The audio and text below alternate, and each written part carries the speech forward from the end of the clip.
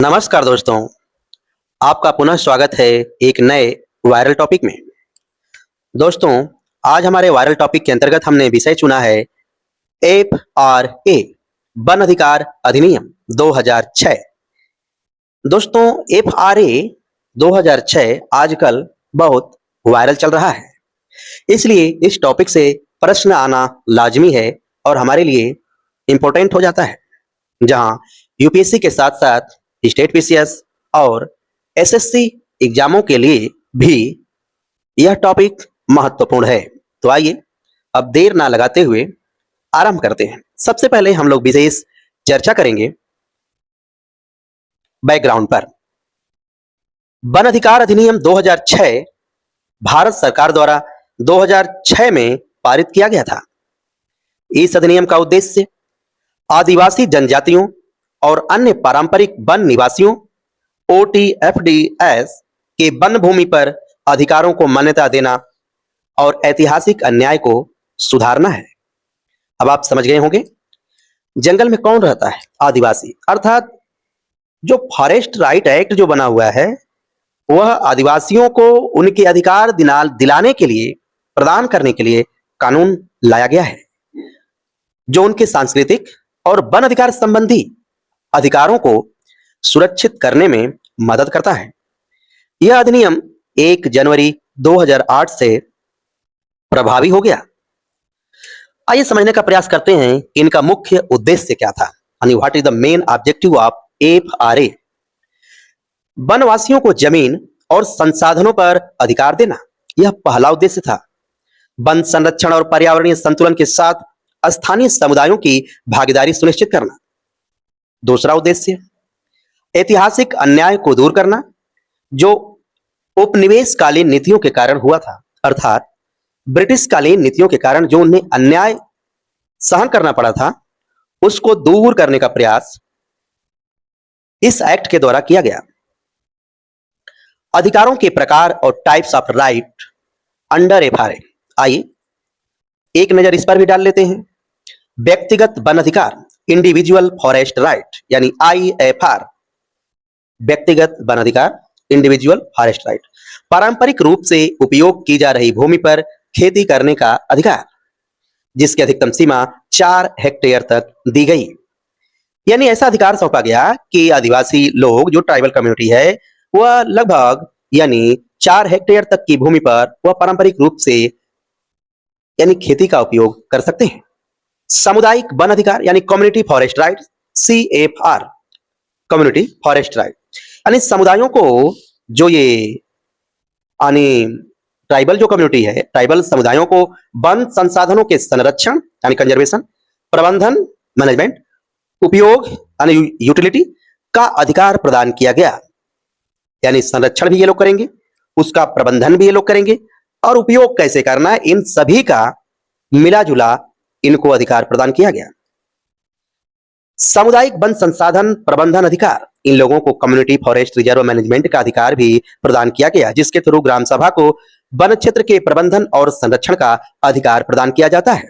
आप जानते होंगे, यदि सेंट्रल गवर्नमेंट को कोई भी प्रोजेक्ट लागू करना है ये ट्राइबल कम्युनिटी में, माउंटेनियन हिली एरिया में, तो आप लोग जानते होंगे वहां पे एक ग्राम सभा होती है और उसके वो ग्राम सभा ग्राम संसद के रूप में काम करती है और वो सबसे स्ट्रांग वहां पे मानी जाती है। जब तक वो किसी भी एक्ट को मान्यता प्रदान ना कर दे, तब तक वो एक्ट वहां पे लागू करना मुश्किल होता है। अर्थात आप समझ गए होंगे कि वह पावरफुल एक संस्था होती है जो कि आदिवासियों को दिया जाता है। कह रहे हैं अन्य अधिकार की यदि हम बातें यदि करें तो चारागाह, नदियों, जल स्रोतों और पारंपरिक धरोहर स्थलों पर उन्हीं का अधिकार दिया जाता है, यानी उन्हीं का अधिकार होता है।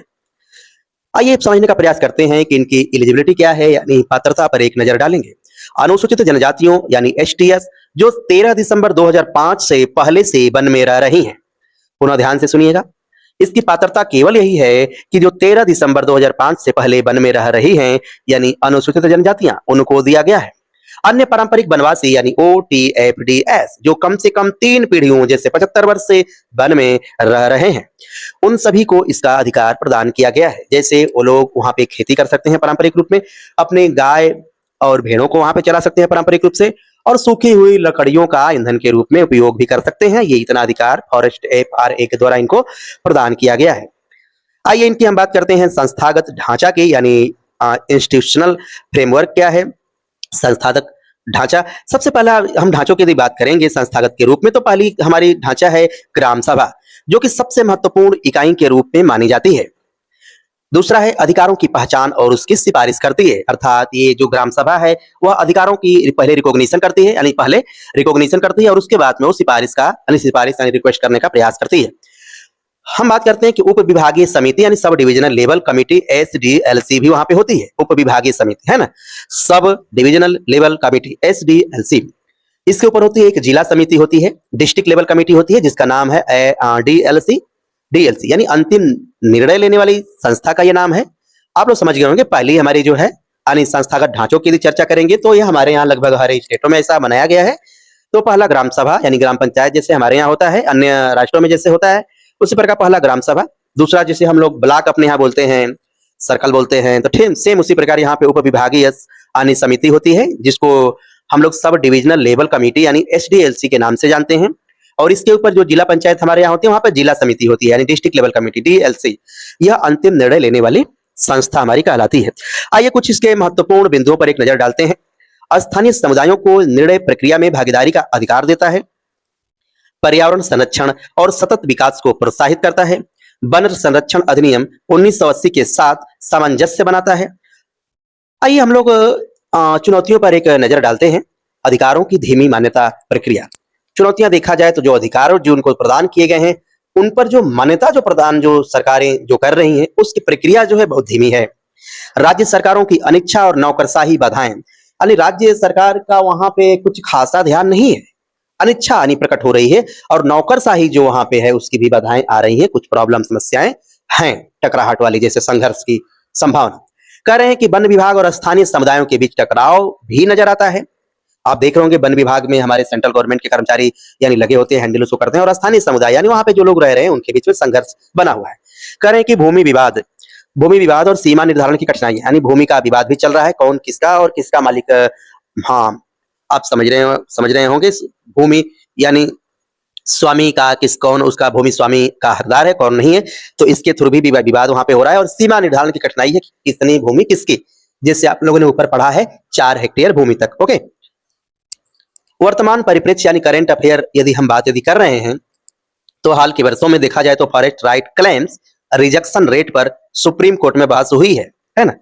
Forest rights claims rejection rate, इन पर सुप्रीम कोर्ट में बहस हुई है। कम्युनिटी फॉरेस्ट राइट CFRS को जलवायु परिवर्तन और कार्बन क्रेडिट पॉलिसी से जोड़ने की दिशा में नीति चर्चाएं जारी हैं। अर्थात ऐसा ये चर्चा किया जा रहा है कि ताकि जो CFR है, कम्युनिटी फॉरेस्ट जो राइट है, CFR कम्युनिटी फॉरेस्ट राइट, इनको जलवायु परिवर्तन और कार्बन क्रेडिट पॉलिसी से जोड़ा जाए। हम आइए एक निष्कर्ष पर एक नजर डालें तो वन अधिकार अधिनियम 2006 सामाजिक न्याय, पर्यावरण संरक्षण और सतत विकास के बीच संतुलन बनाने की दिशा में एक ऐतिहासिक कदम है। इसकी प्रभावी क्रियान्वयन से आदिवासी सशक्तिकरण और प्राकृतिक संसाधनों का न्यायसंगत उपयोग संभव है। कुछ हम लोग चर्चा करेंगे UPSC के लिए संभावित प्रश्न, यानी कहां से आ सकते हैं। PYQ से रिलेटेड हम बात करेंगे। फॉरेस्ट राइट एक्ट 2006 के तहत ग्राम सभा की भूमिका क्या है? FRA 2006 कैसे वनवासी समुदायों के अधिकारों की रक्षा करता है? TRA और वन संरक्षण अधिनियम 1980 में तालमेल के मुद्दे पर चर्चा कीजिए। ये UPSC के लिए संभावित प्रश्न कुछ अभ्यास के लिए बनाए गए थे। दोस्तों, ऐसे ही वीडियो देखने के लिए हमें आप लाइक करें, सब्सक्राइब करें और शेयर करना ना भूलें। और हमें यह भी बताएं कि आप कैसी वीडियो पसंद करते हैं और आपके लिए कौन सी ऐसी वीडियो बनाई जाए जो हमारे कॉम्पिटिटिव एग्जाम के लिए उपयोगी हो। बने रहिए हमारे साथ, तब तक के लिए धन्यवाद। Thank you.